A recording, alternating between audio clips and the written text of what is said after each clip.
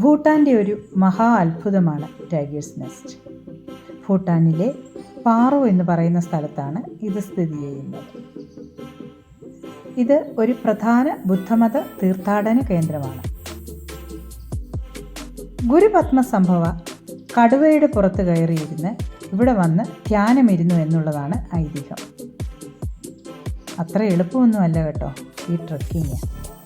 താഴ്വാരത്ത് നിന്നും 6 കിലോമീറ്ററോളം നടന്നാലേ നമ്മളവിടെ എത്തുകയുള്ളൂ.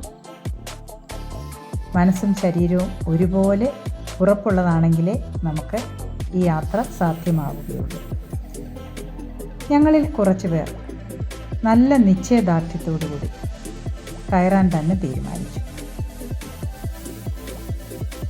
കുറച്ച് ദൂരമൊക്കെ കുതിരയുടെ പുറത്ത് പോകാം, ചിലരങ്ങനെ പോകുന്നുണ്ട്. പക്ഷേ എന്നാലും നമ്മൾ അവിടെ ഇറങ്ങി വീണ്ടും നടക്കണം. വഴിയിൽ ഞങ്ങൾ കുറച്ച് നേരം വിശ്രമിച്ചു, പിന്നെ വീണ്ടും യാത്ര തുടങ്ങി.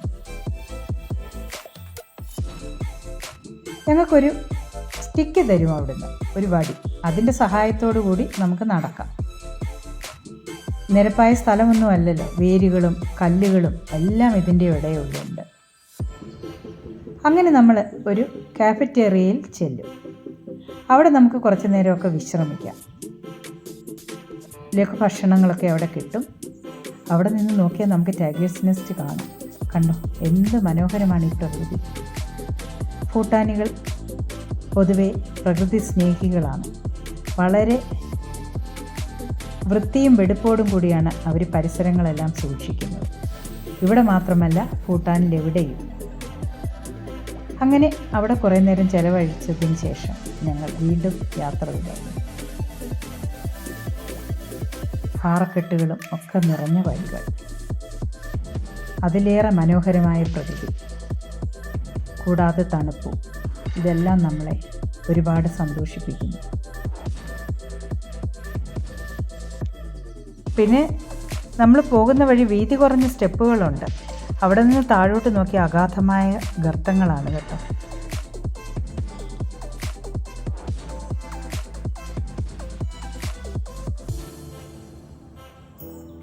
വെള്ളച്ചാട്ടങ്ങൾ, ഇതെല്ലാം നമുക്ക് പ്രകൃതി ഒരുക്കി തന്ന വരദാനമാണ്.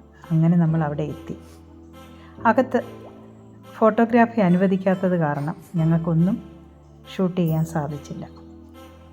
അവിടെ എത്തിച്ചേർന്നതിൻ്റെ ചാരിതാർത്ഥ്യത്തോടുകൂടി ഞങ്ങൾ മടങ്ങി.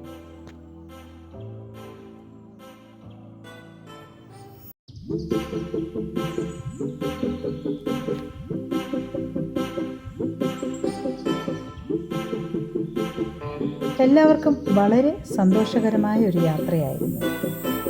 ഭൂട്ടാനിൽ വരുന്ന എല്ലാവരും ഇവിടെയും സന്ദർശിക്കേണ്ടതാണ്.